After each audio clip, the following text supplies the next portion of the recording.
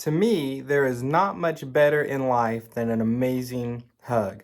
My daughter Lainey, who is 9 years old, has always given the world's best hugs. It doesn't matter what's going on, that little girl, if she decides that it is time for you to have a hug from her, she gives it everything that she has. I don't know how her little 45-pound 9-year-old body can give the world's biggest hug, but she does it every single time.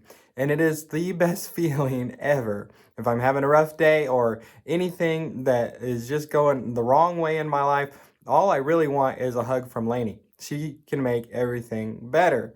And I was thinking about that today when I was reading part of the Bible, a story in the Bible in Luke chapter 15, which I encourage you to read the whole thing.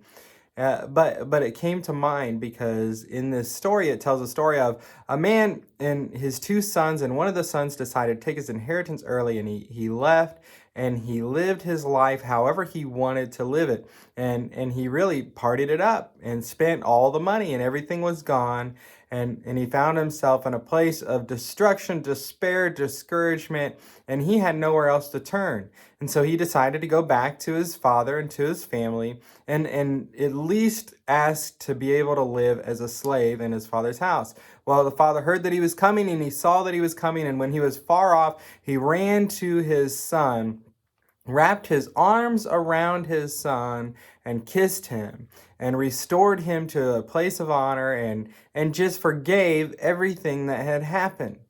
And I love this story because, one, it mentions a great big hug, and I do love that, but more than that, I love the picture that we see of God in this story. Because that's what it's about. That's why this story is being told, is to show us a representation of who God really is. Yeah, sometimes it feels like God has abandoned us, that he doesn't love us, that he doesn't care. And I would say that is a feeling, and maybe a feeling of how you feel about yourself. And you're projecting that onto God. We do this all the time. Sometimes we have these thoughts and these images of who we are and how horrible we are and the things that we have done. How could anybody love us, let alone how can God love us? But what this story brings out is that it doesn't matter what you've done. It doesn't matter how far you've gone. It doesn't matter where you've been. What matters is, in spite of everything, God loves his people. God loves us. He loves his creation. And when we decide to turn back, when we decide to run to him, when we decide even to walk to him, he runs to us.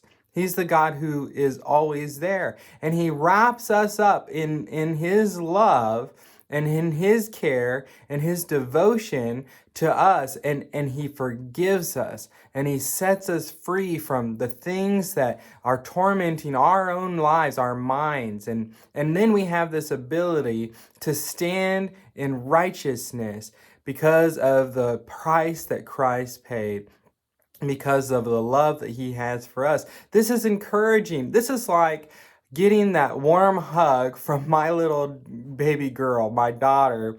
It is so much bigger than that. And sometimes I imagine that God just wants to take people and wrap them up in his arms, if not physically, but spiritually. And we can be set free from these things that hurt us, that torment us, that try to tell us the wrong things. And we can be set free and live the life that he wants us to live. So my encouragement for you today, if you're feeling some kind of way, if you need the Lord in your life, he's standing there. We can turn from him, we can face the other way, but he's always facing us. He's always ready and willing to run to us. We just need to make that first step.